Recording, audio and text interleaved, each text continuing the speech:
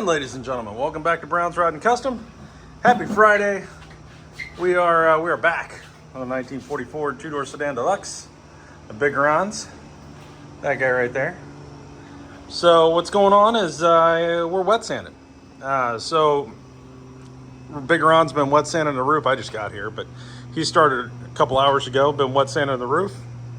It's looking good with 1200 grit. And then we're going to go over it with 1500, and then 2000, 3000, 5000. There's a lot of steps, but so far he's got kind of half of the cowl here up the pillar. Half of the roof is pretty much done. I'll show you back here. Now we're doing the whole car, but you know, it is what it is. Got to start somewhere, right? So we're to here. You can see where he started to sand on their brake light and all that here. I am going to be starting up here in a second. He's going to keep going, and then I'm probably going to be somewhere in here or on the sides, whatever he decides he wants me to do. And we'll try to get as much of this wet sanded today as possible, and then we can go ahead and buff and do all the things. So that's the plan. Car looks good. Really don't have any concerns with it at the moment. You know, keyword is at the moment. It appears to be wet sanding out. We did get quite a bit of dust in it, and all that. And that is, honest to God, I would expect that after the debacle with the sealer, and then having to sand the whole car down, and then everything else that's happened. I'm not shocked. You know, we also had to, wet sand the entire car with 600 after the clear screwed up on us on the second coat of clear. So, you know, there's dust. And yes, we did repaper everything and wiped everything down and so on. But I mean, the car hasn't moved. You know, there's a lot of opportunities for there to be, let's see. So most of the dust will sand out, if not all of it, and we should be looking pretty good here. Areas we're not going to get too crazy on, like edges and things of that nature, and you'll probably see us tape off the drip rails once we start buffing to just make sure we don't burn through them, things of that nature, just a little extra protection, stuff like that. But we do have a couple buffers. Mini and a full size. We got a full size and a mini, and I think we got another full size too, don't we? Yeah, well, we got 3 buffers total. 3 total. And I use the cheaper ones. Yeah. Because they're lighter. Yeah. So I just pick them up. They're basically throwaways. Harbor Freight stuff. Yeah. But they work good. And the lighter the better. If you got to hold that thing up. Especially for the roof and like the big hood and all that kind of stuff, that's a lot.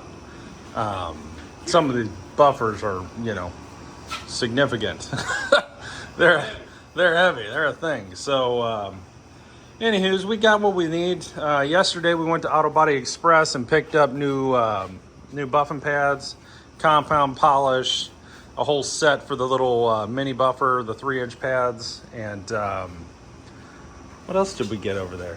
We got some more tack rags, another air filter for the gun, the little ball that goes on the end of the gun, where the air hose goes in, and so on.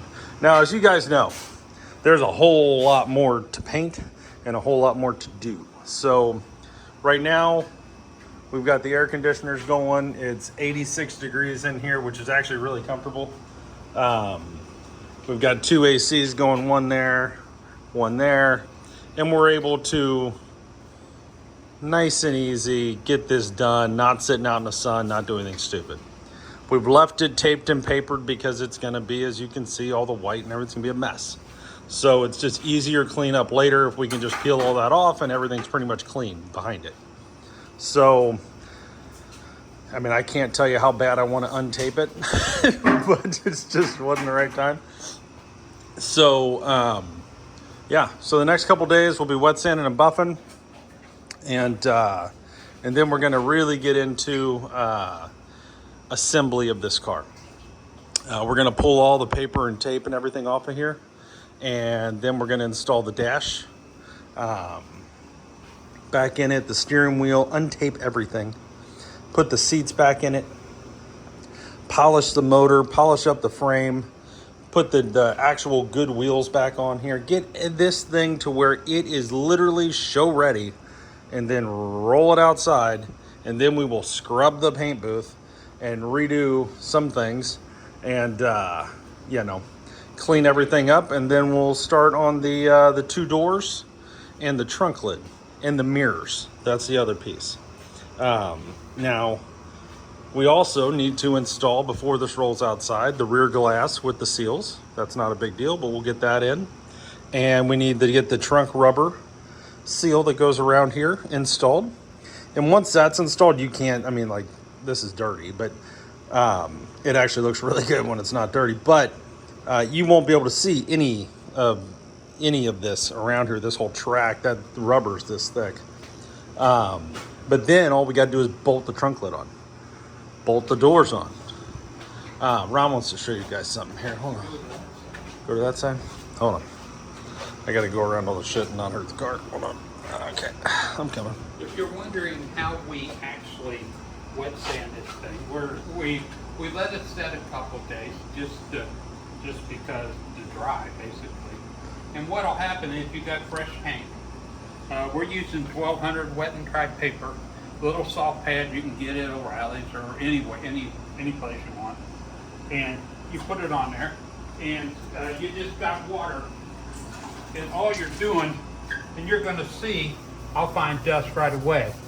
It's time consuming, but you're taking this soft pad and you're going over this, and it's not fast, and you don't want to burn the edges. But what you're going to do, what I use, this is a little bigger one I was using on the road, but these rubber squeegees, and you just wipe it, and there you see your orange peel. And your goal is to get that orange peel out, and you can see a little spot like that, and a little spot like this. You'll find the This. especially on the flat areas, Like that there. you're going to find, your goal on this is to get the orange peel out, and this is why you put 3 to 5 coats of clear on it, because you're going to sand a little off, but you're not sanding. You're sanding very lightly, and it's and you got to remember, only sand where you can get a buffer in, or you're going to hate your life when you have to hand sand polish all this shit out like around here. It won't really show at the end of the day if you buff this, but it'd be kind of tricky in some places to get a buffer in. Like how do you get? So I'm very careful. It's possible, but It's you might use the mini and be very careful. Some like up in under here is going to be really tricky, but you don't really have to sand every bit of this. It's going to look fine if you laid the clear down, and it's it depends on what you got here. If you're trying to do a show car or you're trying to do a driver, it's totally different. But what we do here, we do this, and if you get, I'm looking for one, if you get a piece of dirt in it, it'll be like a little ring, and you just kind of work it out. You don't try to sit there and just sand that one area. You're going to screw yourself. I just kind of work around it and just be very gentle with it and keep wiping it. But it's a little time consuming, and now you see it's a little better than it was. And these squeegees are worth their weight in gold because you can quickly pull the water off.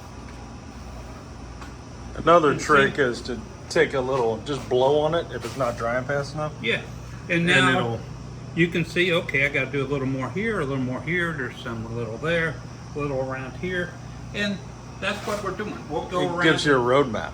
Yeah, It is a mat. And what you'll do is you'll sand it down with 1200.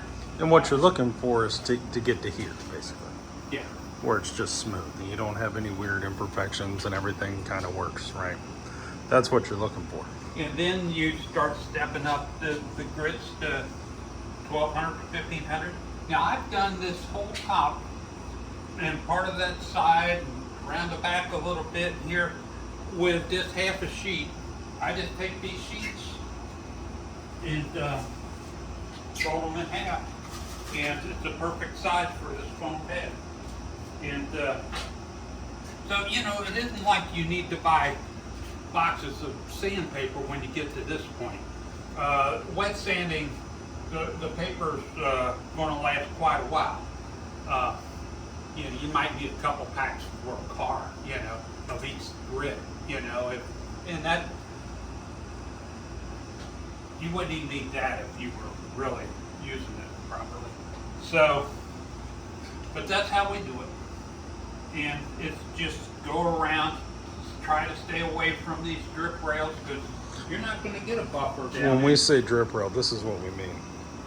This piece here, that's a drip rail. So that's basically the rain gutter of the car that keeps the rain from, or the water coming off the roof going down into the car, right?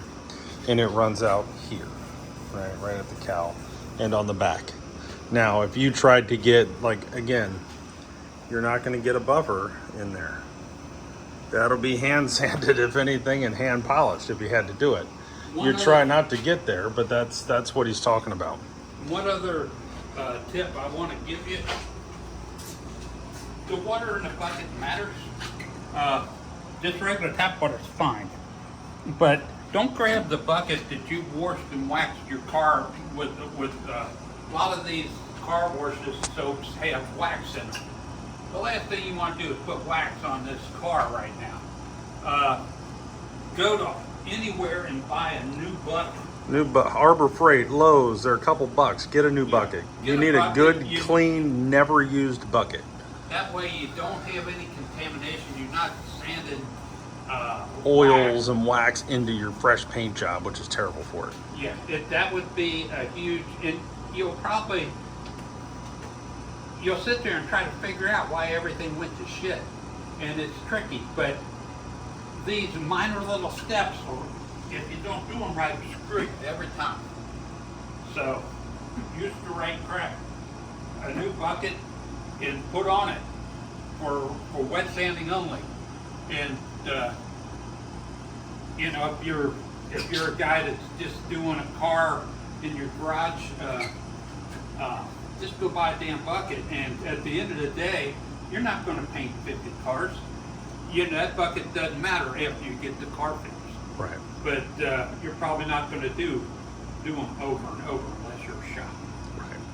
So stay away from wax, oils, any of that kind of crap. Keep it clean. Keep it clean. That stuff, don't lubricate your hinges after you paint it.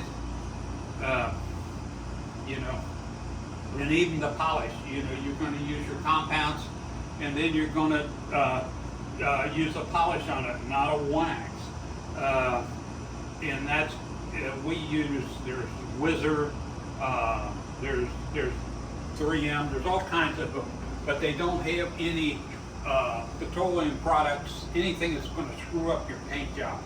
Once, you know, give it, you know, 3 or 4 months or 6 months or whatever, and you can wax it, do whatever you want.